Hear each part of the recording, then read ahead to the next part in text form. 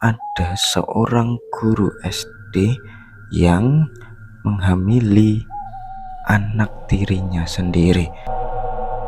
Ada masalah keluarga dan masalah keluarganya ini disetubui sendiri oleh ayah tirinya. Yang diminati oleh guru SD ini bukan ibunya tapi anak tirinya. Si Muna ini selalu dipaksa oleh ayah tirinya untuk melayani, dan total kejadian pencabulan kepada si Muna ini itu sampai 10 kali.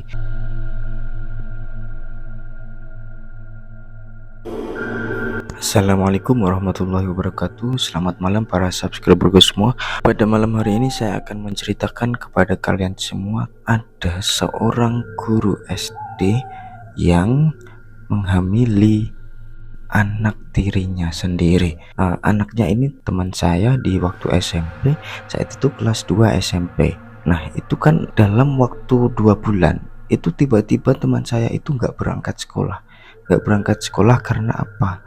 Ya karena ada kejadian itu. 2 bulan tidak berangkat tentunya kan menjadi pertanyaan bagi teman-temannya dan gurunya. Akhirnya guru dari teman saya ini pergi mengunjungi ke rumahnya dan tanya kenapa ternyata ada kasus seperti itu. Dan ketika saya menanyakan kepada tetangganya bilang kalau sebut saja namanya si Muna ya, bilang saja si Muna ini baru ada masalah keluarga dan masalah keluarganya ini disetubui sendiri oleh ayah tirinya. Nah ayah kandungnya sudah meninggal lama, akhirnya ibunya menikah lagi dengan seorang guru SD ya. Ketika ibunya nikah itu si Muna ini berada di bangku SD ya. Ketika di SMP karena paras tubuhnya saat itu saya lihat si Muna ini cantik orangnya.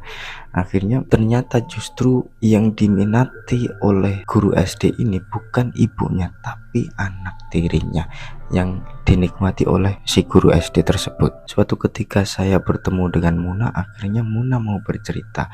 Semakin kesini kan kita semakin dewasa untuk bisa diambil pelajarannya.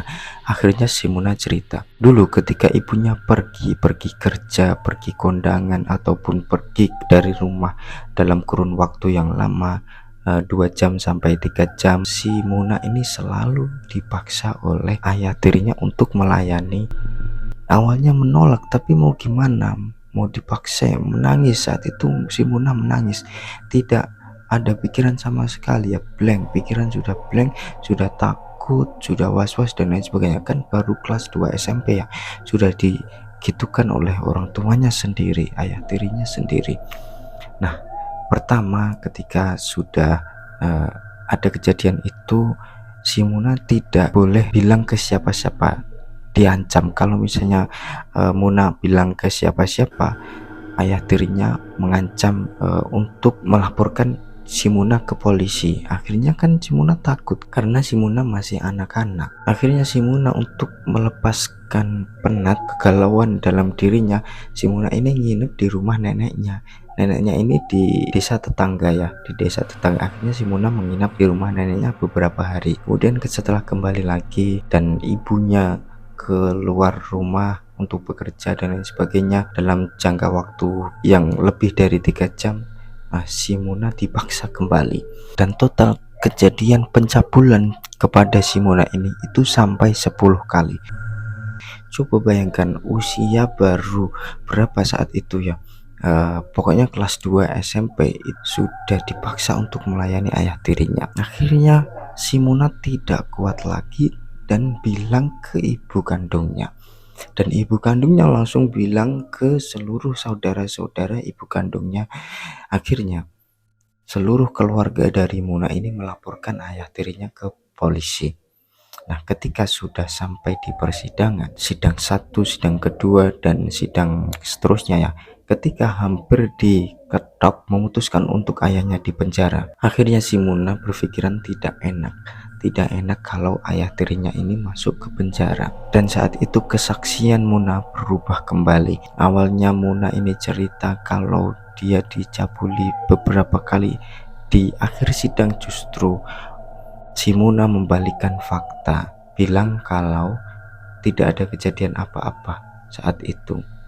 dan akhirnya sidang diputuskan bahwa tidak ada hukuman bagi si ayah tirinya. Dan sekarang mau tidak mau keluarga kecil ini harus berkumpul lagi. Si Muna langsung memutuskan untuk pergi dari rumah karena saran dari Pak Lek dan Buleknya untuk mondok di suatu pondok pesantren. Dan alhamdulillah sekarang si Muna sudah menjadi wanita yang solehah seperti itu. Semoga amal perbuatan dari ayah tirinya dibalas dengan balasan yang setimpal nanti di akhirat ya.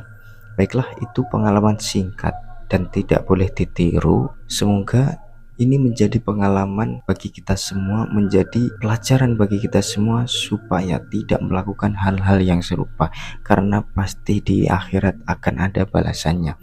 Baiklah, apabila subscriber ada cerita mistis, cerita misterius, cerita kisah nyata yang horor yang bisa kita share kepada penonton semua, silahkan kirim ceritanya di WhatsApp yang sudah saya sediakan pada kolom deskripsi untuk bisa saya ceritakan kepada subscriber semua dan diambil hikmahnya.